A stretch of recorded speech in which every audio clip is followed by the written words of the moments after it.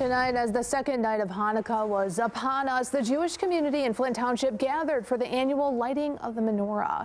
Led by Rabbi Israel Weingarten, he told the crowd not to retreat from darkness, to instead conquer it. At the lighting of the menorah, there was a level of sadness by what happened in Australia over the weekend. 15 people were killed and 38 injured as people gathered for the first night of Hanukkah. The nature of people when things like this happen can be one of two ways to respond. Either we stand up tall to those antagonizers, or they shrivel up. Rabbi Weingarten telling me it's important people stand tall against anti-Semitic attacks. With an increased police presence at the celebration at Shea Automotive, people here in Mid-Michigan are cautious after seeing the attack on Jewish people thousands of miles away over the weekends.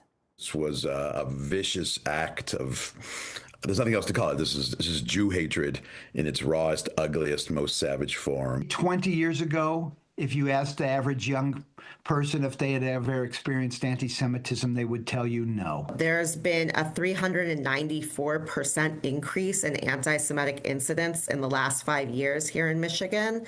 That is a historically high increase. As people gather to light the menorah for Hanukkah, it's not lost on them. People lost their lives over the weekend. Stephen Lowe is the executive director of the Flint Jewish Federation. He says Jewish people shouldn't be fearful going to these celebrations.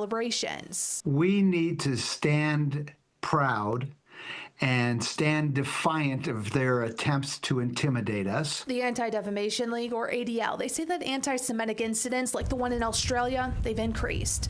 Alyssa Smear says regardless of how much police presence is available, there's still a threat. The sad thing is that despite all of the security the Jewish community receives, we still have the ability to be attacked from outsiders. There is no 100% safe space for us at the moment. According to Howard Lupovich, a professor and director of Judaic Studies at Wayne State, Jewish communities have been much more vigilant in the last decade. When Jews heard about this shooting, the first question we have to ask is, what kind of anti-Semitism was it? We have to wait to hear who the perpetrator is before we even fully understand why the shooting happened. I mean, that's really where we are right now, where we're dealing with multiple forms of hatred at the same time. Stephen, Alyssa, and Howard encourage all people to stand up for the Jewish faith. Prayers and condolences and statements are all wonderful, and they're appreciated,